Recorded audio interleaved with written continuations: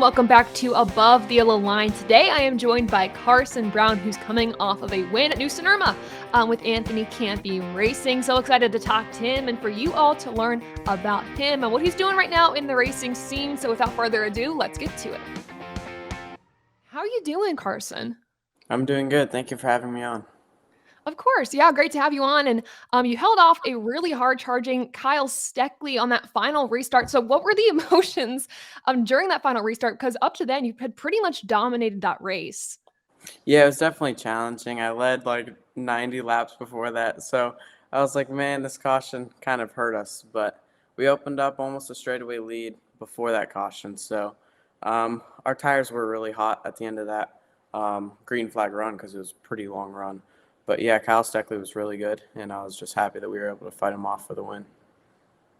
And as just a competitor, as an athlete, how do you keep those emotions in check? And, how do you go into these high pressure situations? What is your preparation like for that? Yeah, it's really hard. Anthony Campi and Michael Fisher, my spotter, helped me through a lot of it and worked me through everything under caution. They're talking me through like the restart, what we're going to choose, and just everything that was about to happen. So big thanks to them. And speaking of Anthony Campi, your spotter, I believe this is your third start with that teams. And just, talk me through like what it's been like to, race for them and just kind of the leadership behind that team. Yeah, it's awesome. Anthony Campi runs a really good team, and Mario, his dad, they run it out of their garage, but they have a really good program going. So can't thank them enough for the opportunity to be able to run with them. And I know we kind of just jumped right into it with your current race win, which is awesome. But take us back. What got you interested in racing? And I think it started maybe like stock car racing. At least your journey there was like with an injury. Is there a story there? Yeah, so I actually started racing in dirt bikes. We had a farm and everything, and I love racing dirt bikes. I love jumping. Forest riding is what I really love. So I raced hare scrambles, and I raced that, and it was really dangerous. So we figured that wasn't a very good option long term, and we needed to figure something out. I was still gonna ride dirt bikes and enjoy them on the farm and everything, but I got super deep into stock car racing and everything because we figured out dirt bikes wasn't a safe option moving forward. So we moved into cars. We had a buddy that talked to us, and we were like, yeah, let's go for a test. And they brought their car out, and I was able to test it. So that was really cool for me to experience and everything. So yeah, I got into stock car racing from dirt bikes, and we figured out that dirt bikes probably shouldn't be a hobby thing either because we got so deep into stock car racing and dirt super late models and everything. So yeah. And even just taking it back further, you mentioned like, you grew up on a farm. Did you guys have like farm animals or just kind of what was your upbringing like there? Yeah, so we were about to. We were really thinking about it, but we actually sold the farm about a year ago to buy this place down here in North Carolina on the lake. So, yeah, we had to let that go, and that was kind of sad, but it's awesome being on the lake. And now based in North Carolina, kind of just in the central hub of racing. How does that help your focus as a driver, just kind of being around that racing scene? And, what have you learned since being now in North Carolina?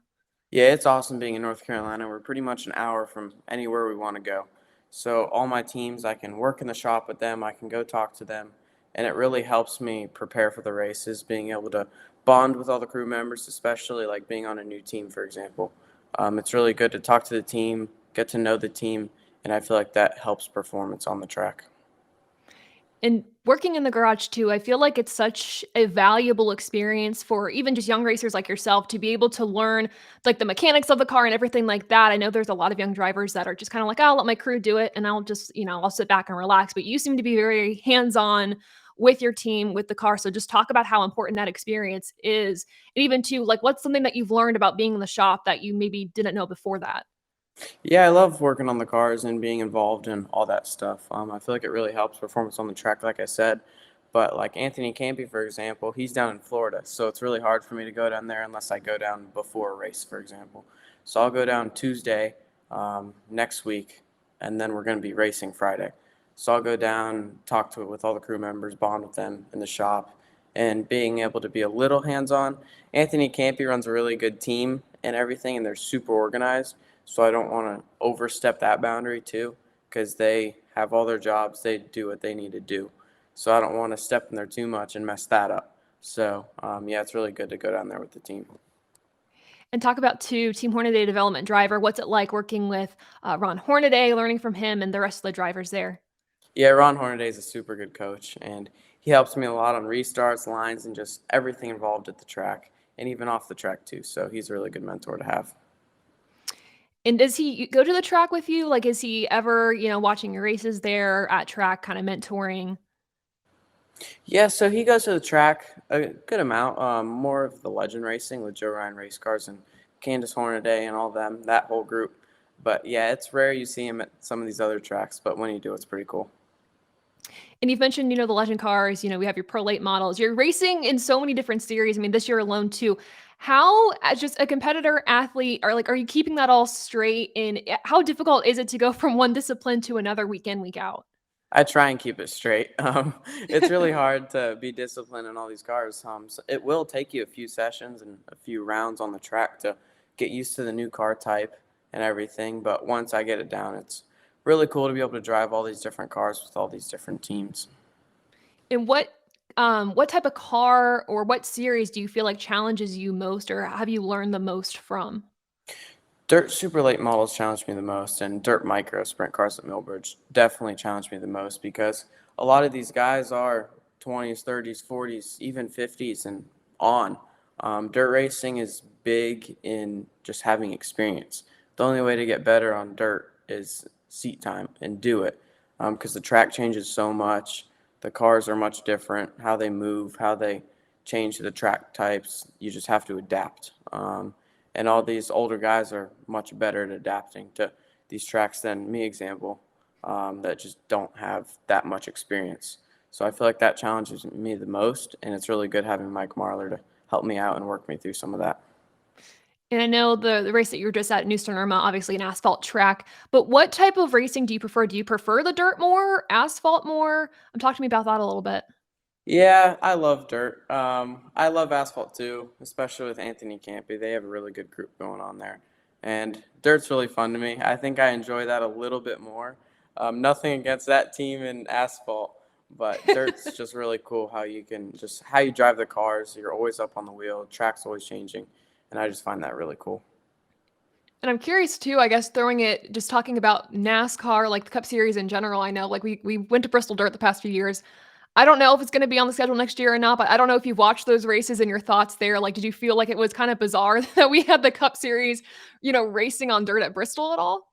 Yeah, it was really cool. I actually went to the first Bristol dirt race Oh, nice. in Okay. person, and that was actually really cool to experience. It was definitely different. I was very surprised to see that. Like, I've heard of the trucks racing Eldora or something like that, but it was really interesting seeing the Cup Series on dirt. But yeah, that was really cool. Have you ever raced at Eldora? Never. Or We want to, it's on the schedule. Um, but yeah, I really want to race there. It's a really cool track and definitely a dream for most dirt racers. and is that the number one track, let's say, like, of any track that you've never raced at before, is that number 1 on your list? Or is there another one, whether it's in the United States or across the country, or I guess across the globe, I mean, that you would wanna race at that you haven't yet? Yeah, Fairbury's really cool. I actually got to race at Fairbury, and we started like 20 something and finished fifth when we went to Fairbury. So that was a really cool experience with Mike and the team. But Eldora is definitely way up there. And, I mean, talking about, like, your schedule, all the series that you're in, when you're outside of the car, how do you unwind? How do you kind of just take yourself out of the racing scene for a little bit just to have some you time? Like, what are your hobbies? What do you do outside the car? Yeah, so I love wake surfing on the lake. That's really fun to me, hanging out with the family and really enjoying that. And we have a lot of dogs too, so that's fun to enjoy off track and just at home. Currently, our wake boat's in service, so that's unusable at Mm, the moment. Normal boat issues. of Um, course. yeah, that's a lot of fun. We love riding side by sides in the mountains. I really enjoy that. Me and my dad have two side by sides, and we go up to the mountains and enjoy that. Very nice. I feel like, oh gosh, I've never done side by sides in the mountains. I don't think I've ever like hiked or been in the mountains. So do you hike a lot too? I would assume. Yeah, so we're actually going to Alaska Oh at wow. the end of this year, and we're gonna go on a billy goat hunt. So that's gonna be really cool, and that's gonna involve a lot of hiking, probably a lot more than I'm in for. But yeah, that's gonna be really cool. And then I guess hunting is a hobby too. So like what do you specifically hunt? So you said billy goats, but are you like a seasonal deer hunter, everything like that? Yeah, so we used to be seasonal deer hunters at our farm and everything. We'd hunt deer there and stuff, but now we don't have that. So it's really hard for us to really hunt year round. But yeah, we go on trips just for fun to Texas or other places to enjoy it. Awesome. And before we go, what else do you have coming up on your schedule? Just kind of preview where others can see you racing this coming week or next 2 weeks. Yeah, so I'm going to be racing Millbridge tomorrow night. That's on Dirt Vision. And I'm going to be racing Pensacola next weekend. I think that's the 24th or something. And yeah, hopefully we can put some Dirt Super Late Model stuff on the schedule soon. Perfect, perfect. And where can other people find you outside the show to keep following your racing journey and everything that you're doing? Yeah, my social media is Carson Brown Racing on all platforms. Awesome. Well, Carson, thank you so much for joining us. I appreciate your time. Thank you for having me on. That was our interview with Carson Brown. Thank you all so much for tuning in. For more NASCAR news, make sure to visit AboveTheYellowLine.com and TobyChristie.com for more places to find us and all of our social media platforms. That is it for today. Thank you all so much, though, for listening. And until next time, I'll see you. Bye.